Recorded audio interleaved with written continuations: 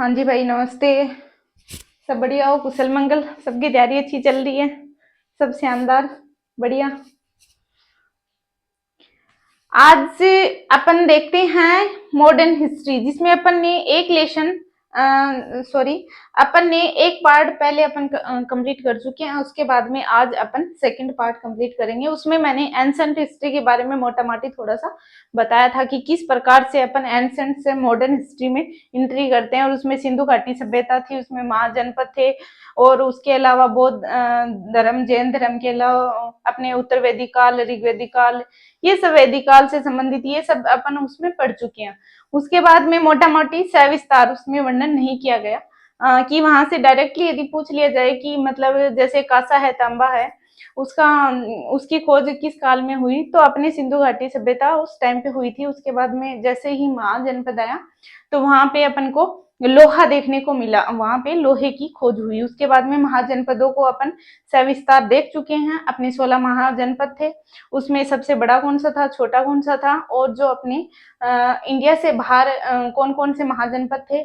और दो अपने जो दो ग्रंथ आते हैं, भगवती निकाय और भगवती सूत्र और अंगुत्तर निकाय, उसके अंदर बौद्ध और जैन के बारे में बताया हुआ था। वो अपन एक अलग वीडियो में देख चुके हैं। अब अपन देखेंगे कि मॉडर्न हिस्ट्री में इंपॉर्टेंट अपनी टाइमलाइन, जिसमें अपने बहुत सारे युद्ध आ जाएंगे, जिसमें अपने जैसे ईआईसी का राज था।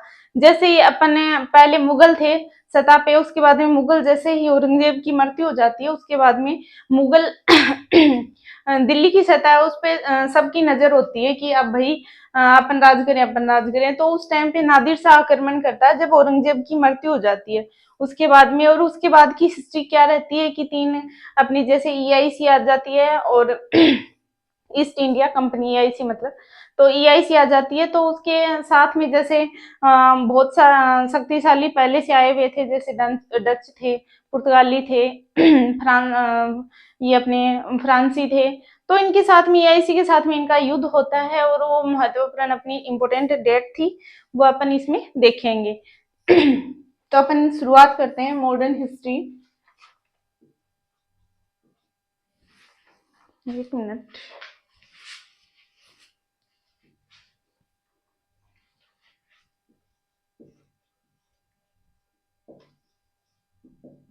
मॉडर्न हिस्ट्री टाइमलाइन,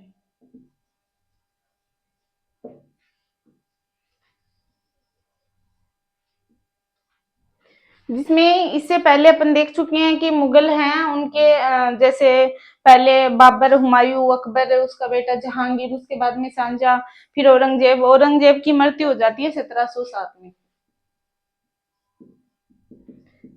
इसके बाद में अपन देखेंगे औरंगजेब की जैसे ही मृत्यु हो जाती है, तो फिर दिल्ली की सतह पर सबकी निगरानी होती है कि हाँ भाई अपन राज करें, अपन राज करें। तो मतलब ऐसे होने से क्या होता है, हिम्मत वाले ही होते हैं जो आक्रमण करते हैं। उसके बाद में, सॉरी मतलब ऐसे मजाक के तौर पे बोल दिया। तो जैसे ही अपन एंसेंट पढ़ चुके हैं, अब जैसे मॉडर्न में प्रवेश करेंगे, उसके बाद में जितना हो सके वो आज पढ़ेंगे, और उसका एक पार्ट और आएगा मॉडर्न हिस्ट्री कंप्लीट होते होते। तीन पार्ट यहाँ पे लग जाएंगे, जिसमें अपन सविस्तार तो नहीं देख रहे, लेकिन इंपोर्टेंट जैसे आपको पूछ लिया प्लासी का युद्ध कब हुआ, तीन कार्नेटिक वॉर कब हुए, जिसमें कौन से कार्नेटिक वॉर में कौन सी संधि हुई है, पूछ लिया आपको कि वांडीवास का युद्ध कब हुआ था, उसमें कौन सी संधि हुई, पेरिस की संधि हुई, जो किस सन में हुई, 1760 में हुई। इसके अलावा पूछ लें कि अक्सला सापेल की संधि कब हुई, पांडिचेरी की संधि कब हुई, ये सब पूछ लेते हैं। इसके अलावा ये पूछ लेते हैं कि जैसे वांडीवास का युद्ध था, उसमें अंग्रेजों की तरफ से कौन थे, तो आयरकुट थे और लिली थे। जो फ्रांस की तरफ से थे, वहां पे फ्रांस की हार हो गई थी, जो लगभग 1760 की बात है। उसके बाद में जैसे अपने प्लासी के युद्ध है, वेदारा के युद्ध है, जैसे फ्रांस हार जाते हैं तो फिर डच आते हैं, डच के बाद में पुर्तगाली आ जाते हैं। तो ये इसी के साथ में इनका मतलब युद्ध चलता रहता है। उसके बाद में जैसे एक स्थिति आ जाती है, वहां पे ईआईसी का भी मतलब रूल रेगुलेशन खत्म हो जाता है, तो डायरेक्ट है ना, क्राउन है ना, यानी कि इंग्लैंड की महारानी, वो वहां पे राज करती है। बीच में कोई बिचौलिया नहीं रहता, डायरेक्ट मतलब राजा है वो शासन करता है। बीच में ये नहीं है कि किसी को कह दिया वो वहां पे रूल रेगुलेशन लागू करेगा, ये इसी का रोल खत्म हो जाता है। ये सब अपन देखेंगे। तो ज्यादा वीडियो बड़ा नहीं बनाए, छोटा वीडियो बनाएंगे। इसमें जो समझाने की बात है मैंने आपको मोटा माटी बता दी है, बाकी डेट है तो उनको समझाया नहीं जा सकता। भाई युद्ध है, जैसे प्लासी का युद्ध हो गया 1757 में, तो उसको कैसे समझाया जाएगा ये बताओ आप। कैसे समझाया जाएगा, है ना। तो याद ही करना पड़ेगा, वेदारा का युद्ध है, प्लासी का युद्ध, बहुत सारे युद्ध अपन इसमें पढ़ने वाले हैं। और जो मोटा माटी मेरे हिसाब से इम्पोर्टेंट है वो सब मैं आपको पढ़ाने वाली हूँ, जितना हो सके इतना इस वीडियो में लेंगे। उसके बाद में जैसे नेक्स्ट थर्ड पार्ट आएगा उसमें ये कंप्लीट हो जाएगा। उसके बाद में इनको जैसे बोधरा में, जैन में इनसे क्वेश्चन आते हैं तो इनको मतलब अलग अलग वीडियो इनके आ जाएंगे। तो 1707 में जैसे ही औरंगजेब की मृत्यु हो जाती है, उसके बाद में 1709 में नादिर शाह आक्रमण करता है। उस टाइम पे अपसरीद वंश था इनका। उसके बाद में जैसे ही 39 में, इसके बाद में 1746 से लेके 1763 तक 3 कार्नेटिक वार होते हैं, जिनको कई जगह कर्नाटक युद्ध भी बोलते हैं और कार्नेटिक वार भी बोलते हैं, तो एक ही बात है। 1746 से 1763 तक कर्नाटक युद्ध भी बोलते हैं या फिर कार्नेटिक वॉर भी बोलते हैं। इसमें क्या हुआ था, इसमें 3 संधि हुई थी, जिसमें पहली एक्स लासाफेल की संधि हुई, उसके बाद में सेकंड अपनी पांडिचेरी की संधि हुई, थर्ड अपनी जो वांडीवास का युद्ध हुआ उसमें फ्रांस, यहाँ पे युद्ध कौन कर रहे थे, ईआईसी वर्सेज फ्रांस के बीच में ही तो युद्ध चल रहा था। थर्ड युद्ध जैसे ही वांडीवास का युद्ध हुआ है 1760 में, वहां पे फ्रांस हार चुके थे, तो फ्रांस की तरफ से वहां लिली था और अंग्रेजों की तरफ से आरकूट था। तो वहां पे पेरिस की संधि होती है, जैसे फ्रांस हार जाते हैं तो वहां पे पेरिस की संधि होती है। इसमें संधि होती है एक्स ला सापेल फर्स्ट,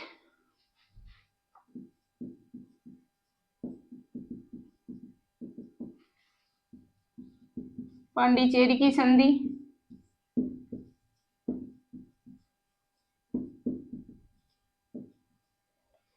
और थर्ड वांडीवास का युद्ध होता है। 1760 की बात है, यहाँ पे अंग्रेजों की तरफ से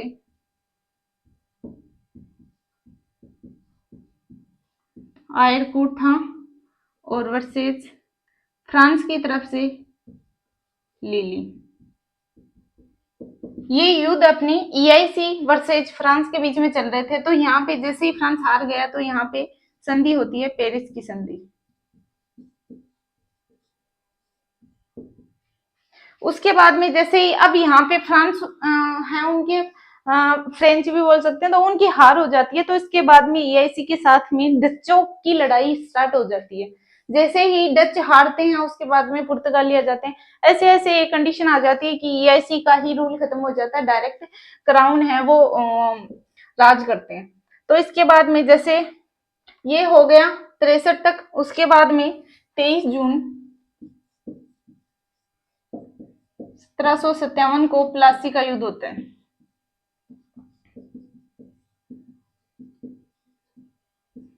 प्लासी का युद्ध होता है, यहाँ पे जो हेड था वो अपने क्लाइव था अंग्रेजों की तरफ से। उसके बाद में आगे 1759 में आ गए डच। अब अभी तक ईआईसी के साथ में जो फ्रेंच थे वो लड़ाई कर रहे थे, जैसे ही वांडीवास युद्ध में फ्रेंचों की हार हो जाती है उसके बाद में अब 1759 में वेदारा का युद्ध होता है।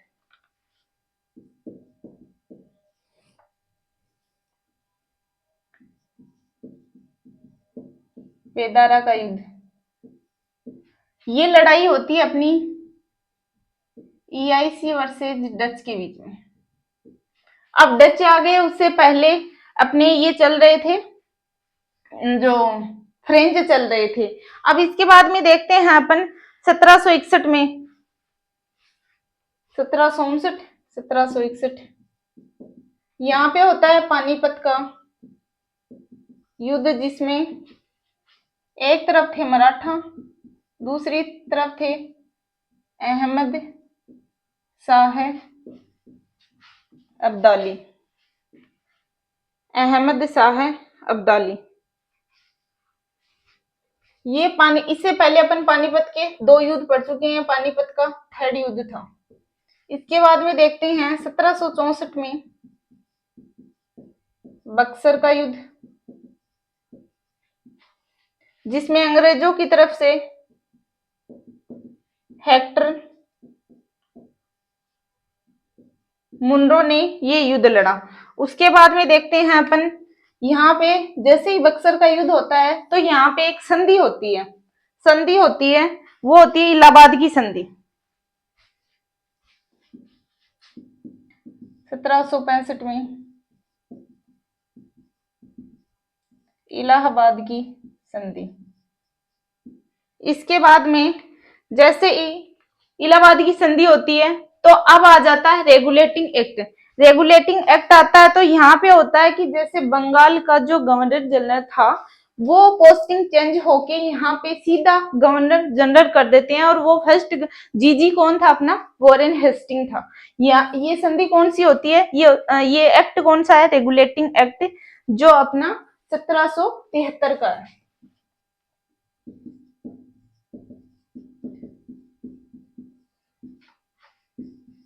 रेगुलेटिंग एक्ट, जिसमें बंगाल का गवर्नर जनरल पोस्ट चेंज होके सीधी गवर्नर जनरल हो जाता है, और इसमें फर्स्ट जो अपना गवर्नर जनरल था वॉरेन हेस्टिंग था। इसके बाद में जैसे ही 1773 के बाद में 1774 में 3 हाईकोर्ट की स्थापना हो जाती है। 3 हाईकोर्ट की ही स्थापना हो जाती है, जिसमें फर्स्ट जो हाईकोर्ट था उसका जो न्यायाधीश था वो था अपने एलिजा एम्ब्रे। सॉरी, मैंने हाईकोर्ट बोल दिया, सॉरी। 1774 में सुप्रीम कोर्ट की स्थापना, और जिसका फर्स्ट न्यायाधीश था वो अपनी एलिजा एम्ब्रे। नहीं भाई उसके बाद में आ जाती है 1774 में फिर से इंडिया एक्ट की स्थापना हो जाती है, फिर वेलेजली आ जाता है 1784 में, और वेलेजली आता है तो वेलेजली ने 1784 में हैदराबाद के साथ संधि करी।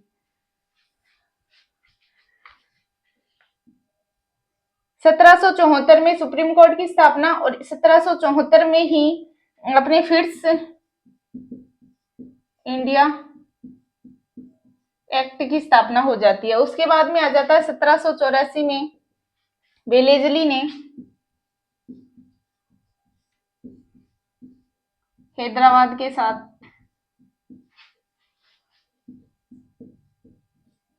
संधि करी। वेलेजली भाई बहुत खतरनाक था सहायक संधि करी।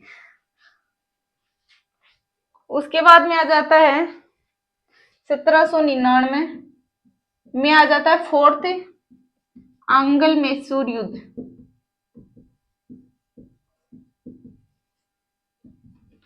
जो अंग्रेजों की तरफ से वेलेजली थे, और जो अपने सामने इनके टीपू सुल्तान थे।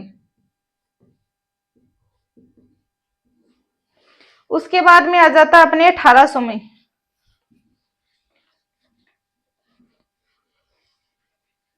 ये इसमें जो आंग्ल मैसूर युद्ध है, इनमें 3 युद्ध और भी हैं, वो अपन देखेंगे बाद में नेक्स्ट वीडियो में।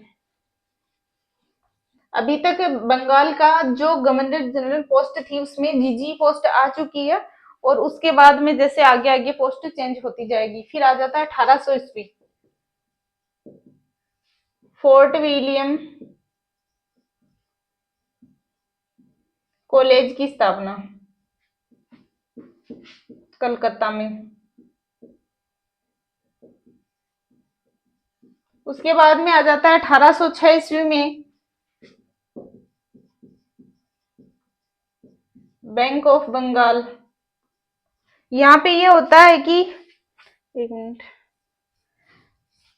1806 में बैंक ऑफ बंगाल की स्थापना हो जाती है। उसके बाद में जैसे ही 3 बैंक बनते हैं, 1861 में जो एक्ट आता है और 1862 में बनते हैं, तो कलकत्ता, बंबई और मद्रास 3 बैंक बनते हैं, तो उनका विलय हो जाता है। विलय हो जाता है 1921 में। तीनों बैंकों का, कलकत्ता, बंबई और मद्रास तीनों बैंकों का विलय हो जाता है। तीनों बैंकों का विलय होने के बाद एक इंपीरियल बैंक बनती है। उसके बाद में सन 1955 ईस्वी में वो इंपीरियल बैंक, उसका नाम चेंज करके SBI bank, state bank of India कर दिया जाता है। बैंक ऑफ बंगाल, यहाँ पे मद्रास, कलकत्ता, बॉम्बे 3 बैंक सन 1921 में जिनका विलय हो जाता है। विलय होने के बाद में एक अलग बैंक नाम आता है, इंपीरियल बैंक बनती है। इसके बाद में इस बैंक को 1955 में एसबीआई बैंक यानी स्टेट बैंक ऑफ इंडिया कर दिया जाता है। उसके बाद में अपन देखते हैं कि 1809 में अमृतसर की संधि होती है। जिस अमृतसर की संधि में एक तरफ अपने अंग्रेज होता है मेटकॉफ और दूसरी तरफ राणा रणजीत सिंह के बीच में ये अमृतसर की संधि होती है। 1809 में अमृतसर की संधि, जिसमें अंग्रेज अधिकारी मेटकॉफ वर्सेज राणा रणजीत सिंह रहते हैं, उनके मध्य ये संधि होती है। उसके बाद में देखते हैं 1813 में चार्टर एक्ट आता है। चार्टर एक्ट आता है जिसमें फर्स्ट बार शिक्षा के लिए 1 लाख रुपए दिए। फर्स्ट बार शिक्षा के नाम से यहाँ पे 1 लाख रुपए खर्च किए गए थे। उसके बाद में आ जाता है अपने चार्टर एक्ट 1813 ईस्वी में। उसके बाद में आ जाता है अपने 1828 ईस्वी में ब्रह्म समाज की स्थापना।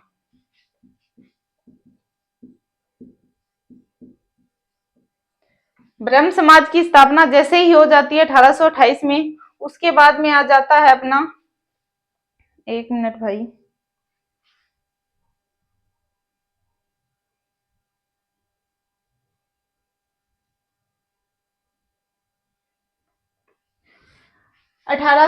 में ब्रह्म रुक जाओ थोड़ी देर।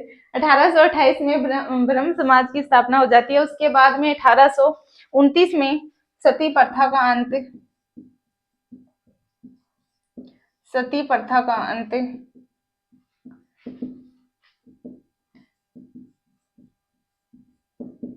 विलियम बेंटिंग ने इनके अंत का प्रयास किया। उसके बाद में आ जाता है क्या बात होगी उसके बाद में आ जाता है 1833 ईस्वी में जो बंगाल का जीजी पोस्ट है उसको अपन इंडिया के जीजी पोस्ट यानी गवर्नर जनरल की पोस्ट देते हैं, और जिसमें फर्स्ट जीजी होता है अपने बेंटिंग साहब। यहाँ पे एक अलग से एक अलग पोस्ट आ जाती है विधि अधिकारी, जिसमें फर्स्ट विधि अधिकारी मेकाले को बनाया जाता है। एक्ट 1833 का एक्ट, जिसमें बंगाल का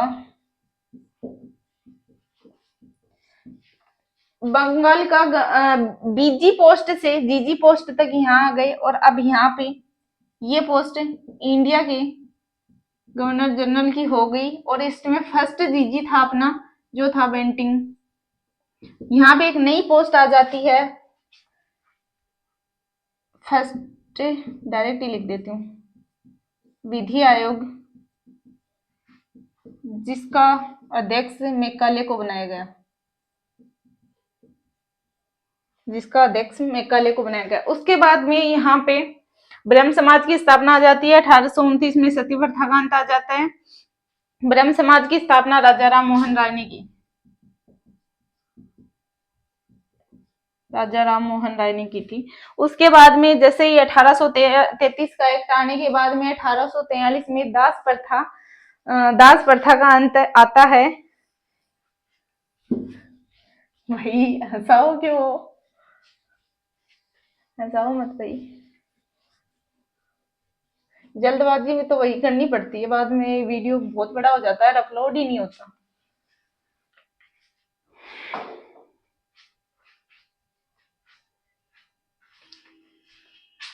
1843 में अपने आ जाता है दास प्रथा का अंत। दास प्रथा का अंत जो एलिन बरो ने की, एलिन बरो ने की। उसके बाद में आ जाता है अपने 1853 में, जहां अब चल गई भाई, इससे पहले रेल नहीं हुआ करती थी, अपन साइकिल से आना जाना करते थे। वो अपने पहले पहले तो साधन की क्या ही जरूरत थी, वो दो बैलों की वैसे जोड़ के, वो अच्छी गाड़ी थी, वो सही था, उसमें पोल्यूशन वगैरह भी नहीं होता था, मस्त थी। तो उसके बाद में 1853 में आ जाती है फर्स्ट रेल अपनी चलती है, जो मुंबई से थाने के मध्य चलती है।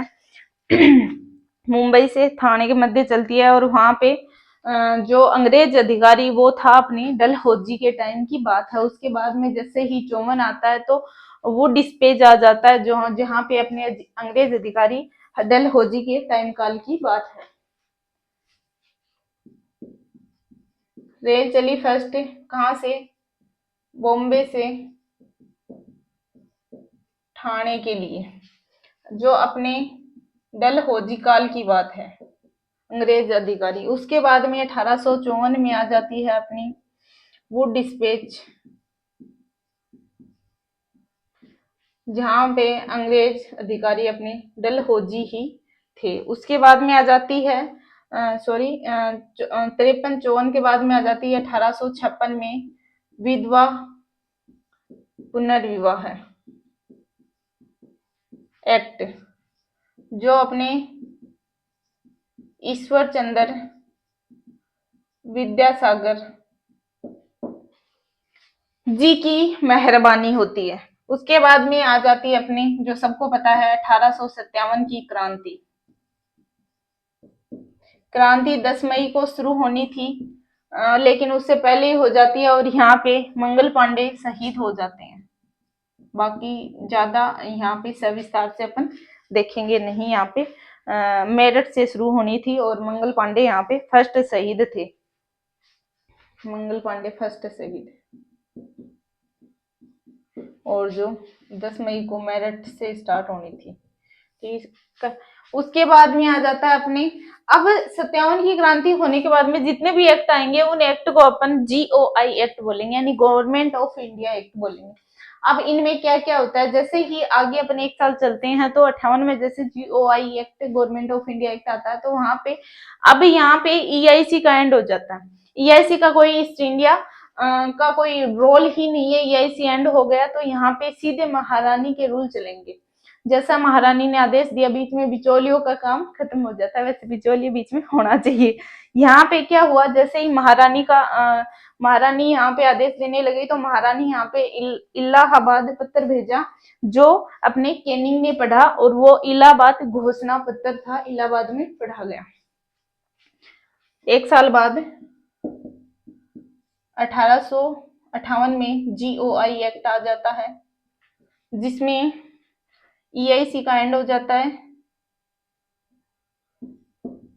EIC का एंड हो जाता है, और डायरेक्ट क्राउन रूल लागू होते हैं।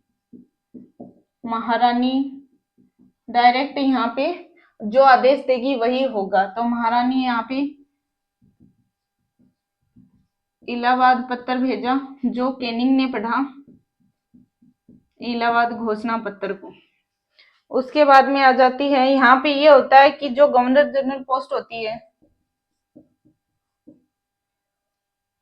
हिंदी में लिख देते हैं कोई बात नहीं, पोस्ट होती है, उसको चेंज करके सीधा वाइस रॉय फर्स्ट जो अपना था वो कैनिंग ने ही इतनी मेहरबानी कैनिंग ने करी है, बेचारे ने पत्थर तक बढ़ाया, तो यहाँ पे वाइस राय भी कैनिंग का ही बनना ठीक था मेरे हिसाब से। मैं होती तो भी कैनिंग को बनाती। और यहाँ पे एक नई पोस्ट आ जाती है, वो एक आ जाती है सचिव की। अब यहाँ पे नई पोस्ट, न्यू पोस्ट आ जाती है भारत सचिव की।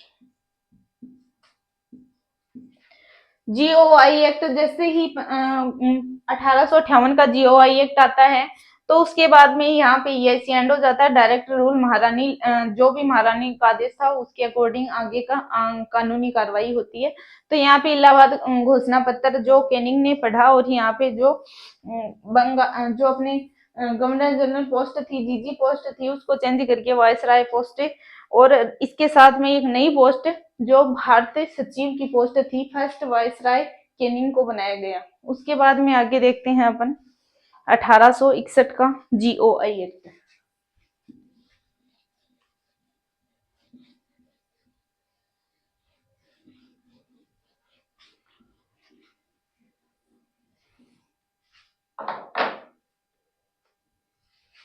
1861 का जीओआई एक्ट, जिसमें 3 अपनी कोर्ट थी। कौन सी? बॉम्बे प्लस कलकत्ता प्लस मद्रास की स्थापना हो गई। अब ये बनते 1862 में है। उसके बाद में जैसे 1862 में तीनों कोड बन जाते हैं, उसके बाद में मैंने आगे बताया था कि 1921 में इनकी एक मतलब इंपीरियर बैंक बन जाती है, और उसके बाद में 1955 में इनको इंपीरियर बैंक से एसबीआई बैंक बन जाती है, स्टेट बैंक ऑफ इंडिया। भाई हंसाओ मत। उसके बाद में जैसे ही एक्ट आया 61 में और 62 में बन गई, और उसके बाद में 1800 अपने 72 की बात है। 72 में अपने क्या होता है, ये तो सबको ही पता है, फर्स्ट बार जनगणना हुई, जो मेयो का काल था। अब यहाँ पे फर्स्ट जनगणना 1872 में हुई है, और जो अपनी आगे आएगी वो अपनी वैज्ञानिक या दशक की जनगणना जो रिपन के काल की थी, वो आगे आएगी अपनी 1881 में। उसके बाद में यहाँ आ जाता है 1875 ईस्वी में आर्य समाज की स्थापना। आर्य समाज की स्थापना बॉम्बे में। इनके अलावा जितने भी महत्वपूर्ण डेट और संस्थाएं हो रही हैं, वो मैं एक अलग वीडियो में और ले आऊंगी, कि उनमें जो महत्वपूर्ण डेट आती हैं, जो महत्वपूर्ण संस्थाएं वगैरह हैं, महत्वपूर्ण नारे हैं, वो सारे एक अलग वीडियो में ले आऊंगी। उसके बाद में आ जाता, अभी थोड़ी जल्दबाजी है, 1875 के बाद में आ जाता है इधर 1876, एक साल बाद में आ जाता अपने इंडियन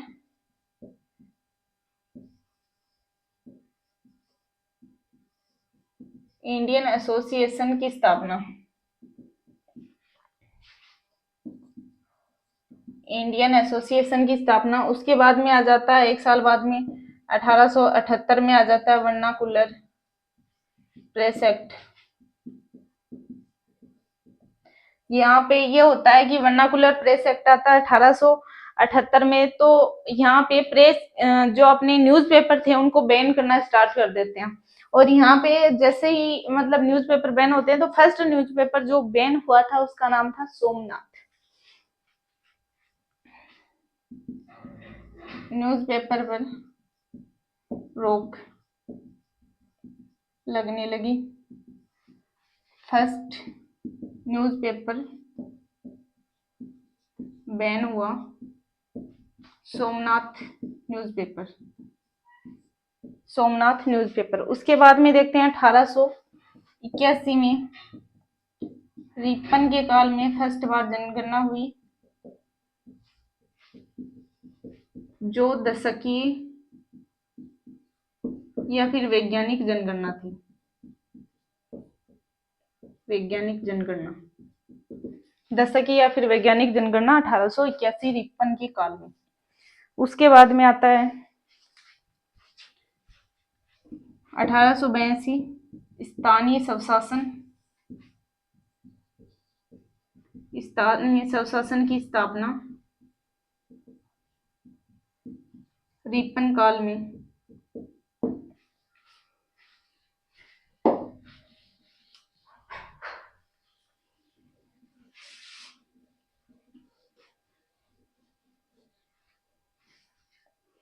उसके बाद में आ जाती है इल्बर्ट बिल विवाद 1883। इल्बर्ट बिल विवाद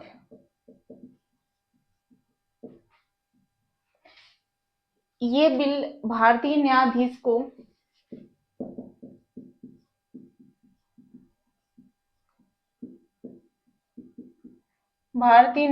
को अधिक पावर देने के लिए था। इसमें ये था जैसे यूरोपियन न्यायाधीश हैं वो अपने यूरोपियन इनके अलावा इंडियन जो भी थे उनकी सारी जो भी कानूनी कार्रवाई थी वो कर सकते थे। अपने इंडियन जो भी न्यायाधीश थे उनको सिर्फ इंडियन थे उनकी ही सुनवाई होती थी। तो इसके लिए इल्बर्ट विली विवाद आया। उसके बाद में आती है कांग्रेस की स्थापना 18 दिसंबर 1885।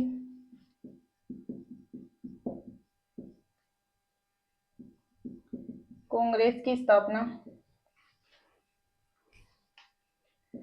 जो एओ ह्यूम ने की। यहाँ पे वाइस राय अंग्रेज डफरिन था।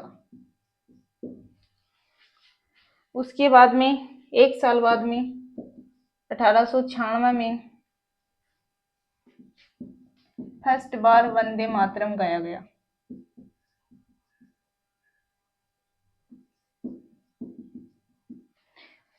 यहाँ पे कलकत्ता अधिवेशन में फर्स्ट बार वंदे मातरम गाया गया। उसके एक साल बाद में आ जाती है 1897 में रामकृष्ण मिशन की स्थापना।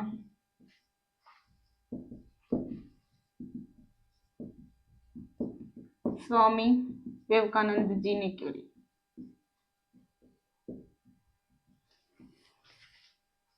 उसके बाद में आता है अपना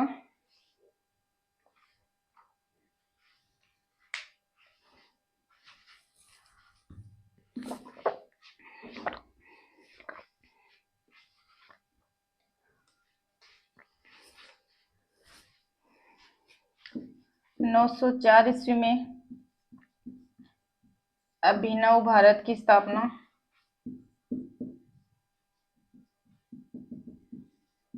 वीडी सावरकर के द्वारा। उसके बाद में आ जाता है सन 1905 में स्वदेशी आंदोलन।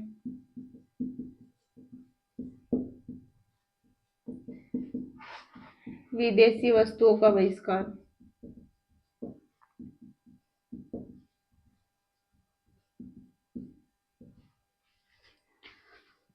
कलकत्ता अधिवेशन में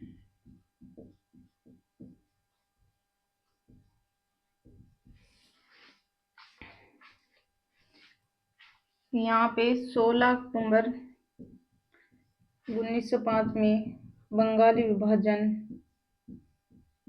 की डेट रखी। उसके बाद में आ जाता है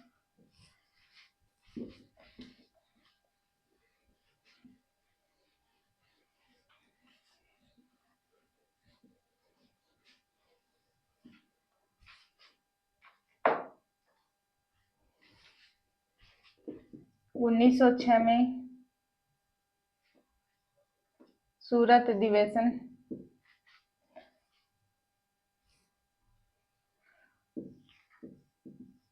मुस्लिम लीग की स्थापना।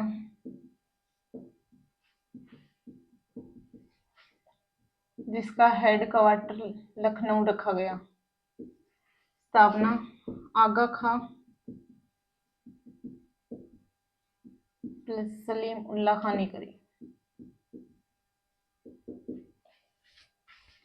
इसके एक साल बाद आ जाता है 1907 में सूरत अधिवेशन। सूरत अधिवेशन जिसकी अध्यक्षता रास बिहारी ने करी।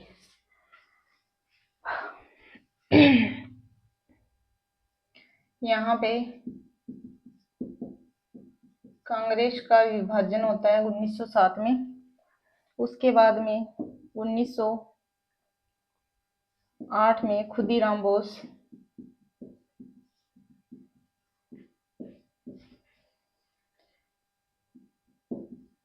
यहाँ पे मुजफ्फर बम कांड हुआ।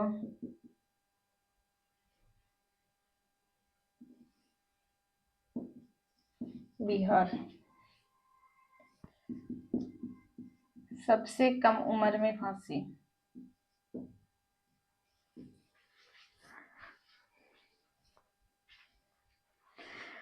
1909।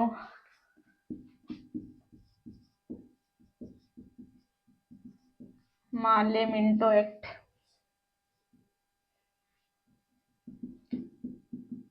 सांप्रदायिक निर्वाचन।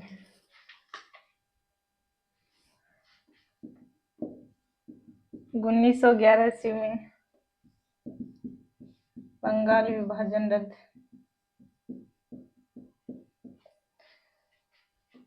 और राजधानी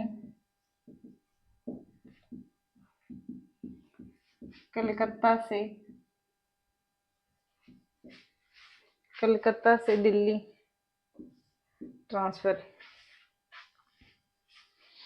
इसके साथ में 1911 में दिल्ली दरबार लगा।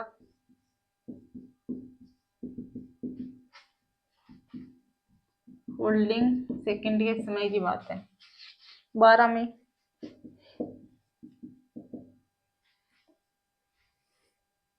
राजधानी दिल्ली बन गई। उसके बाद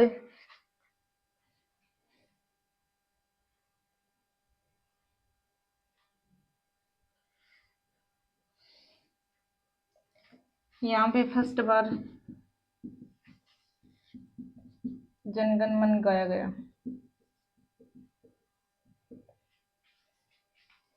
कांग्रेस हेड बिशन नारायण धड़ थे। 1911 12 में 11 के होते हैं। और यहाँ पे 1912 में राजधानी दिल्ली बन गई।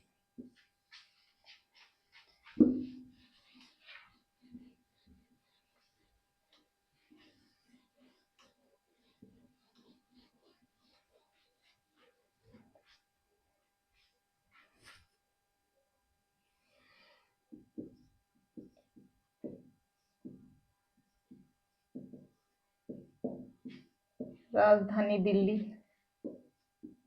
1913 में गदर पार्टी की स्थापना।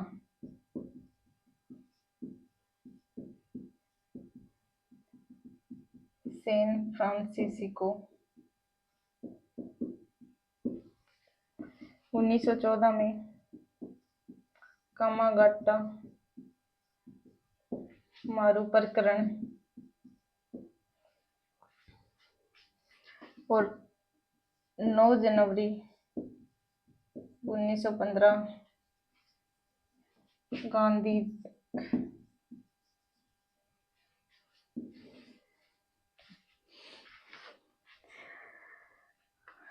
उसके 1916 में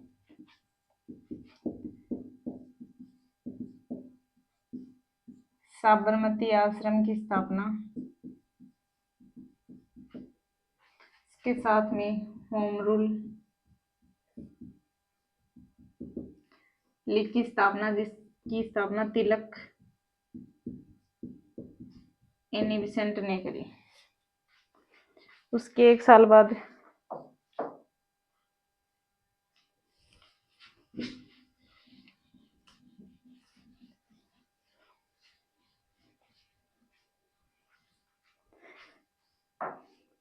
1917 में चंपारण आंदोलन और 18 में अहमदाबाद। 1917 चंपारण आंदोलन, जिसमें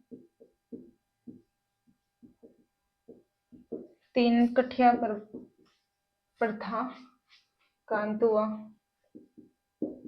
1918 में अहमदाबाद मिल आंदोलन। इसके अलावा यहाँ पे खेड़ा आंदोलन शुरू हुआ।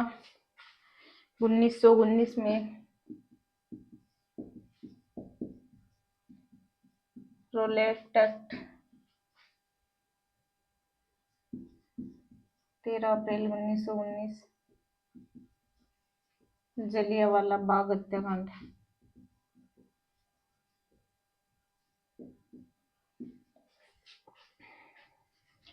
रोलेक्ट एक्ट को काला कानून भी कहते हैं, नियुक्त भी कहते हैं। उसके 1 साल बाद असहयोग आंदोलन 1919 में खिलाफत आंदोलन।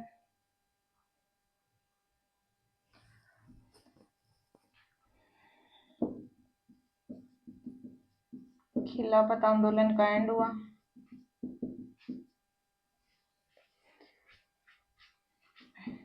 इसके अलावा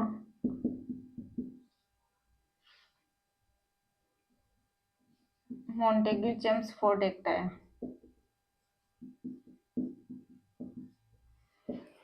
फिर 1920 1 अगस्त 5 मिनट 1 अगस्त 1920 में असहयोग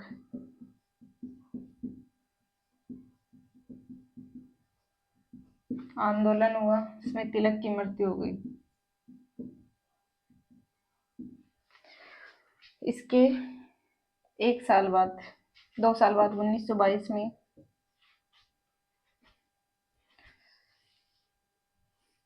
5 फरवरी 1922 खिलाफत चौरी चौरा कांड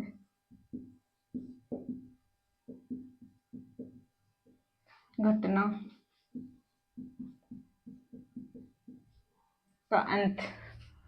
उसके 1 साल बाद स्वराज पार्टी की स्थापना।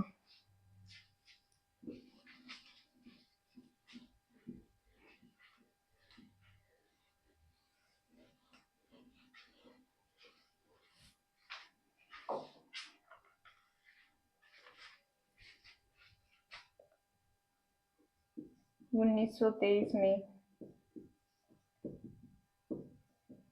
स्वराज पार्टी की स्थापना कि भाई ऐसे काम नहीं चलेगा, अब लड़ाई संसद में लड़ो, कि लड़ाई संसद में लड़ो की स्थापना चित्तरंजन दास ने करी। स्वराज पार्टी की स्थापना चित्तरंजन दास, जिसकी मदद जवाहरलाल नेहरू ने करी।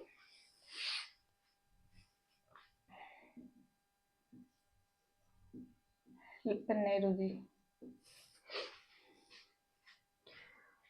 यहाँ पे विठल भाई पटेल को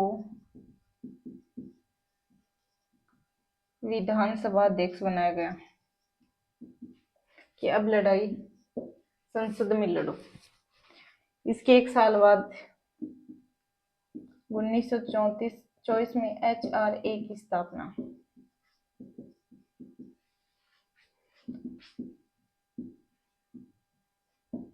सचिंद्र नाथ ने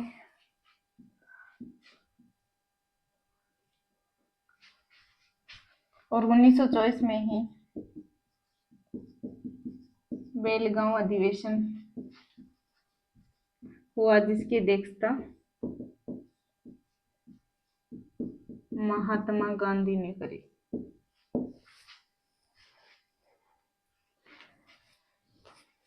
ये हो गए आज 1707 से लेके 1924 तक की घटना। इसके अलावा आगे 1924 से